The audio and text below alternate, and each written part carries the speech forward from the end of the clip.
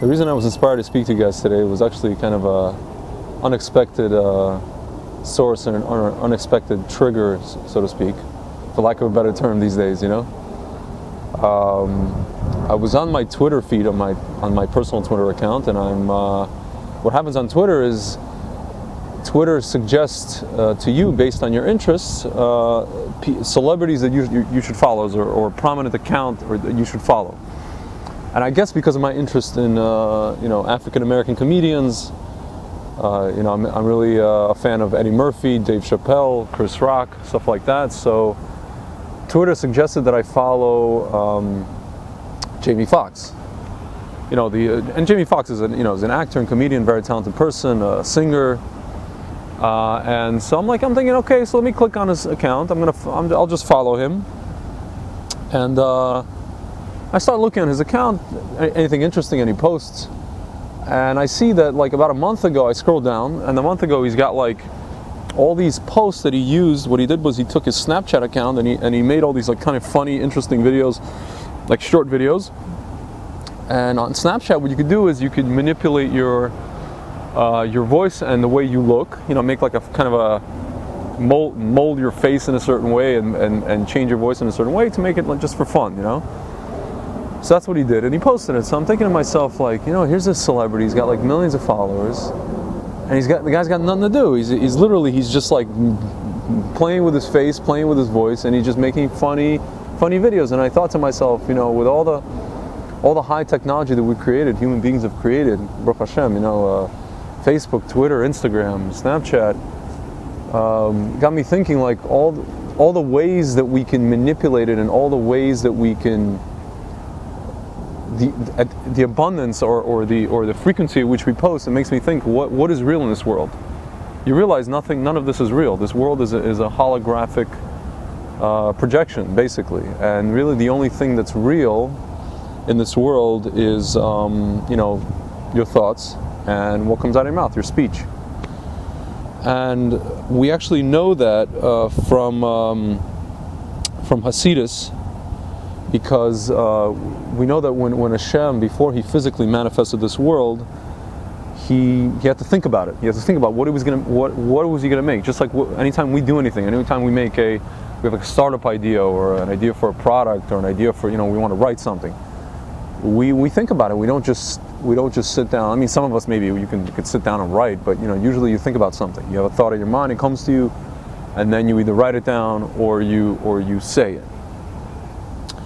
And it's funny because for Hashem, we think we have this high technology, but for Hashem, when he finally physically manifested this world, he had kind of a higher version or a more advanced version of Facebook mentions or Facebook tags or hashtags or whatever you call it on Instagram, just pretty much any form of social media outlet or tool that we think we have and so advanced. He had it just at a more sophisticated level. And if you think about it furthermore, if you watch what happens on social media, if you were to add up all the news feeds of every single person on Facebook, there was 1 billion people. It's topped 1 billion people, and you add up the news feeds of every single person on Twitter. It's infinite. That content, the amount of that content is infinite, and it happens literally every nanosecond. And it's funny because we know, or interesting because we know from Hasidus and Kabbalah that Hashem is recreating this world every single nanosecond. So it only stands to reason that we human beings, we're basically, everything we're doing in this world is we're just emulating, whether we know it or not, consciously or subconsciously. Some of us know consciously that we're emulating Hashem, that we're emulating His creation. The only thing is, at this point, again, we think we are at such a high level, we're creating all this technology and we're at this high level, and technology is exponential, but we're still what I like to call at the caveman level in terms of the way that we use it. We actually create these things faster than we know how to use them. In terms of like, we haven't learned how to use them properly. You know, it's very easy if you look at what's happening, for instance, in the world of PR or foreign policy, or let's say Israel versus in the Middle East versus the Arabs. You have one side. You could be a person, let's say pro-Israel, and you want to spread the truth, and you can use social media to spread the truth.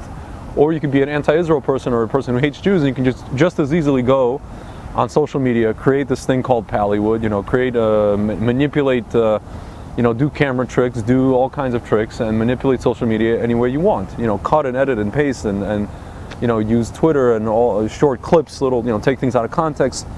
And it's very easy for human beings, to use these outlets or this technology you can either slander, you can tell a lie, or you can tell the truth.